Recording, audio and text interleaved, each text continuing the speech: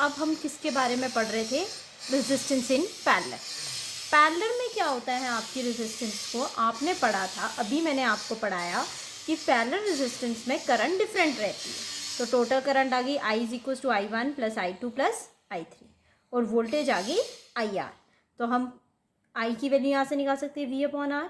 वैसे अब I1 निकालेंगे तो I1 की वैल्यू आ जाएगी, वोल्टेज सेम रहती है, अभी बताया था वोल्टेज रिमेन सेम, तो वोल्टेज V ही रहेगी, रेजिस्टेंस है R1। वैसे ही I2 निकालेंगे तो I2 की वैल्यू आ जाएगी V/R2 एंड I3 की वैल्यू निकालेंगे तो वो आ जाएगी V/R3।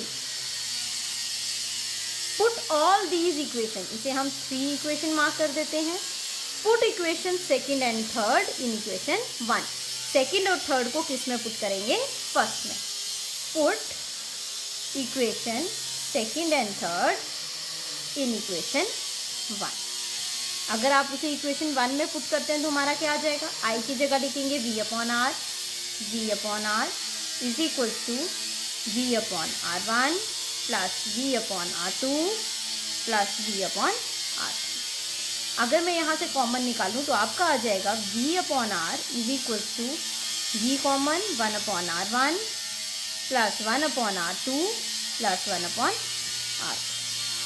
V and V cancel, तो पैरेलल में रेजिस्टेंस हो जाती है reciprocal. 1/RP parallel resistance is equal to 1/R1 plus 1/R2 plus 1/R3। Parallel में आप रेजिस्टेंस को क्या करते हैं? रेसिप्रोकल करते हैं। इसके एक एग्जाम्पल ले लेते हैं। एग्जाम्पल हम लेते हैं, अब आपको बोला जाता है 2 ohms, 3 ohms और 5 ohms के रेजिस्टेंस को किस में अटैच किया है? पैरेलल। तो टोटल रेजिस्टेंस बताएं। अभी हमने पढ़ा पैरेलल में रेजिस्टेंस को क्या लिया जाता है? रेसिप्रोकल। तो हम लिखेंगे 1/RP पैरेलल रेजिस्टेंस किसके बराबर हो जाएगी? 1/2 प्लस 1/3 प्लस 1/5। रेसिप्रोकल ले लिया।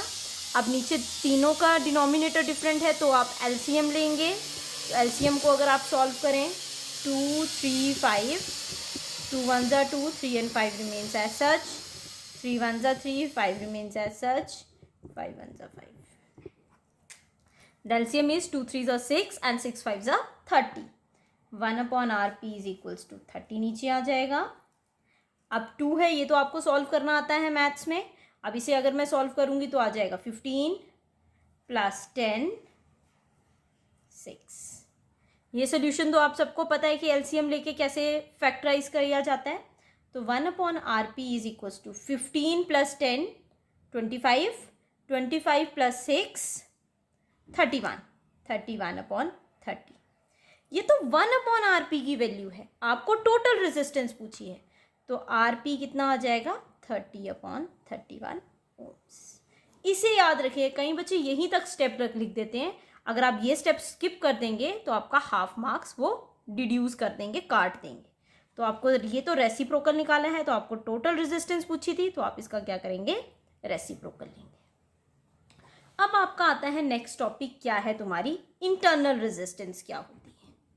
अब इंटरनल रेजिस्टेंस क्या है? हमने पढ़ा है कि जब भी एक सर्किट के अंदर करंट फ्लो करती है तो करंट कहाँ से कहाँ की तरफ जा रही है? अगर आप इस सर्किट डायग्राम में भी देखें, positive terminal of the battery से negative terminal of the battery.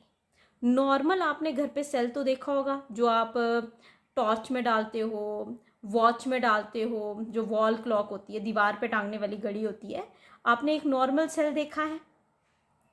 अगर आप उस सेल को भी, अगर मैं इस सेल की बात करूँ, ये आपको सेल दिख रहा है, ये इसका पॉजिटिव एंड होता है और ये सेल का नेगेटिव एंड होता है। आप यहाँ सेल के अंदर देखेंगे, यहाँ लिखा भी होता है पॉजिटिव और नेगेटिव।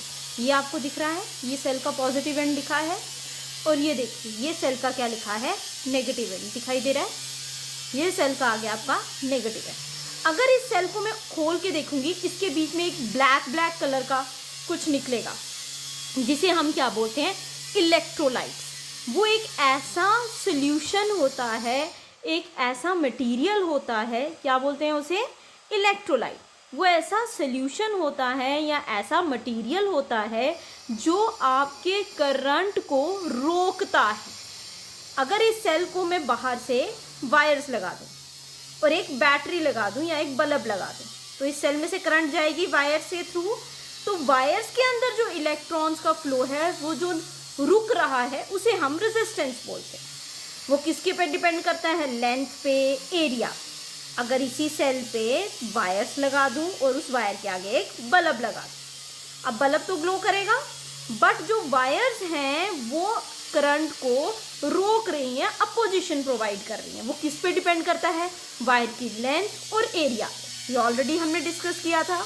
बट इस सेल के अंदर भी कुछ ऐसा मटेरियल है जिसे हम इलेक्ट्रोलाइट बोलते हैं, जो करंट को ईजिली फ्लो नहीं करने देता। तब जो रेजिस्टेंस है जो प्रोवाइड हो रही है, रुकावट जो प्रोवाइड कर रहा है, कौन? सेल के अंदर वाला मटेरियल, जिसे हम क्या बोलते हैं? इलेक्ट्रोलाइट। जब इलेक्ट्रोलाइट आपके करंट के फ्लो को रोकता है, तब उस रेजिस्टेंस को हम बोलते हैं इंटरनल रेजिस्टेंस। अब डेफिनेशन की तरफ चलें। The opposition offered by the electrolyte of cell. अब इलेक्ट्रोलाइट क्या है? एक ऐसा मटेरियल जो सेल के अंदर डाला गया होता है। अगर आप केमिस्ट्री पढ़ रहे हैं तो केमिस्ट्री में भी आपने पढ़ा होगा, जिंक सल्फेट, कॉपर सल्फेट, वो इलेक्ट्रोलाइट्स होते हैं। अब इसमें कार्बन होता है और भी बहुत कुछ होता है। अब वो जो मटेरियल जो सेल के अंदर है, जो करंट को आसानी से फ्लो नहीं करने दे रहा, आसानी से चलने नहीं दे रहा, जो करंट को नहीं चलने देता, उसे रेजिस्टेंस बोलते हैं। लेकिन सेल के अंदर ही एक ऐसा मटेरियल है जो करंट को फ्लो नहीं करने दे रहा है, उस रेजिस्टेंस को हम बोलते हैं इंटरनल रेजिस्टेंस। डेफिनेशन है, the opposition offered by the electrolyte of the cell to the flow of current through it means cell में से is known as internal resistance of cell. अब बात आती है इंटरनल रेजिस्टेंस किस किस पे डिपेंड करती है। इंटरनल रेजिस्टेंस डिपेंड करती है 3 फैक्टर्स पे। पहला आता है डिस्टेंस बिटवीन इलेक्ट्रोड्स। अब ये इलेक्ट्रोड्स क्या हैं? जब भी आप किसी सेल को चलाते हो, आपने केमिस्ट्री में पढ़ा होगा, Daniell cell, galvanic cell, lower classes में भी आपने पढ़ा है। तो आप एक एनोड लेते हो, एक कैथोड लेते हो, एक पॉजिटिव प्लेट लेते हो, एक नेगेटिव प्लेट लेते हो, उसे हम इलेक्ट्रोड्स बोलते हैं। क्या बोलते हैं? इलेक्ट्रोड्स। इलेक्ट्रोड्स के बीच की कितनी दूरी है वो डिसाइड करेगी इंटरनल रेजिस्टेंस। मीन्स एक प्लेट जो आप पॉजिटिव और दूसरी नेगेटिव ले रहे हो, उन दोनों के बीच का डिस्टेंस डिसाइड करता है। दूसरा, नेचर ऑफ द इलेक्ट्रोलाइट। जो आपने इलेक्ट्रोलाइट लिया है वो एसिडिक है, बेसिक है, न्यूट्रल है, उसकी नेचर पे डिपेंड करता है। तीसरा आपका आ जाता है common area of electrodes dipping in the electrolyte. Means जो आपकी पॉजिटिव और नेगेटिव प्लेट है वो कितनी डिप हुई हुई हैं, कितनी अंदर डूबी हुई हैं, किसके अंदर? इलेक्ट्रोलाइट के अंदर। इस पे भी जितनी ज़्यादा वो उसके अंदर डिप हुई होंगी उतनी ज़्यादा इंटरनल रेजिस्टेंस होगी, जितनी कम डिप हुई होंगी उतनी कम इंटरनल रेजिस्टेंस होगी। तो इंटरनल रेजिस्टेंस क्या आ गया?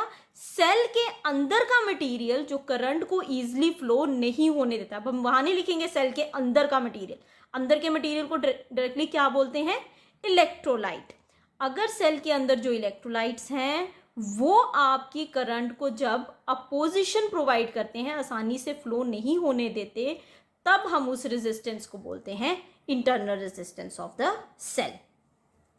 अब आ जाता है, हम डिटरमाइन करेंगे, फॉर्मूला निकालेंगे internal resistance of the cell का।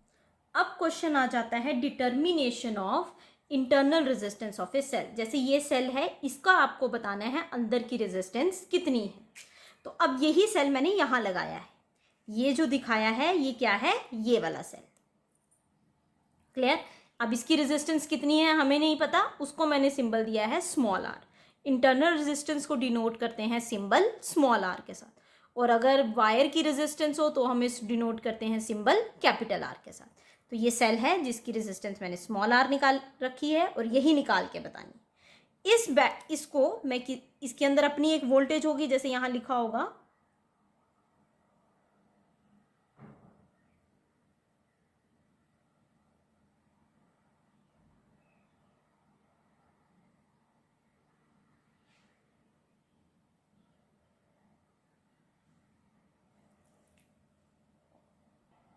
अब अगर आपको सेल ध्यान से दिख रहा होगा तो ये लिखा है 1.5 वोल्ट। इस पे लिखा होता है ये कितनी वोल्टेज सप्लाई कर सकता है। ये देखिए 1.5 वोल्ट दिख रहा है, 1.5 वोल्ट, यही वोल्टेज ये V लिखी गई है।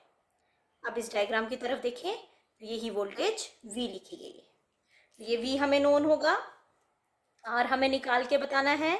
ये जो R है कैपिटल R, ये हमने इस सेल को आगे किसी बल्ब के साथ अटैच किया है या किसी चीज़ के साथ अटैच, तो इस सेल के आगे पीछे वायर्स लगाई हैं, उन वायर्स की भी तो अपनी रेजिस्टेंस है, उसे हम कैपिटल R बोल रहे हैं और वो हमें ऑलरेडी नोन है, हमें पता है कॉपर वायर की रेजिस्टेंस कितनी है।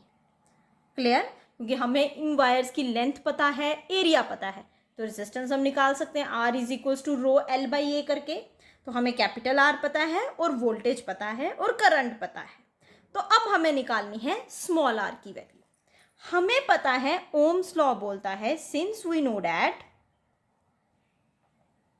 हमें क्या पता है, फॉर्मूला होता है V is equals to I R, but अब यहां हम लिख सकते हैं I is equals to EMF या वोल्टेज अपॉन रेजिस्टेंस। फॉर्मूला ये होता है वोल्टेज अपॉन रेजिस्टेंस, बट हमें पता है ये रेजिस्टेंस एक दूसरे के साथ एंड टू एंड अटैचमेंट में है, सीरीज में लगे हैं।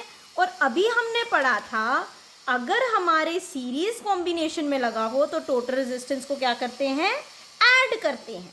तो यहाँ भी दो रेजिस्टेंस लगी हैं, एक स्मॉल लगी है और एक कैपिटल लगी है, तो हम इन दोनों को क्या करेंगे, ऐड करेंगे। तो हमारा फॉर्मूला बन जाएगा I is equals to V upon R plus R। क्या बन जाएगा, I is equals to V upon R plus R। अब कई बुक्स में इस V को रिप्लेस किया है E के साथ, EMF के साथ। What is E? EMF। E word आप तब लगाओगे जब सेल काम नहीं कर रहा है। सेल काम नहीं करने का मतलब जब आपने सेल को ऑन पोजीशन, जैसे टॉर्च में सेल डाल दो, टॉर्च को ऑन नहीं करोगे तो तब सेल काम नहीं कर रहा है, तब उस सेल की जो वोल्टेज है दैट इज 1.5 वोल्ट जो मैंने अभी आपको सेल में दिखाई, उसे EMF बोलते हैं। बट जब आपने टॉर्च ऑन की तो वो सेल चलने लग गया, वर्क कर रहा है, तब हम उस टाइम उसकी वोल्टेज को बोलते हैं V। अभी हम मान के चल रहे हैं, अभी हमने सेल ऑन नहीं किया है, तो तभी मैंने लिखा I is equal to E upon R plus R। But Ohm's law बोलता है V is equal to I R, V is equal to I R होता है। Use equation 1। अगर इक्वेशन 1 हम इस पे पुट कर देंगे तो क्या आ जाएगा, V is equal to E upon R plus R into R। ये चीज़ आपको क्लियर हो गई। अब इसी में मुझे स्मॉल r की वैल्यू निकालनी है, इसको सिंप्लीफाई करते हैं तो V into R plus R is equals to ER हो जाएगा। इसी टर्म को मैं लिख सकती हूँ, मैंने क्रॉस मल्टीप्लाई किए हैं, VR plus V into small r is equals to ER। Capital R वाली टर्म में वहाँ लेके जा रही हूँ तो आ जाएगा VR is equals to ER minus VR।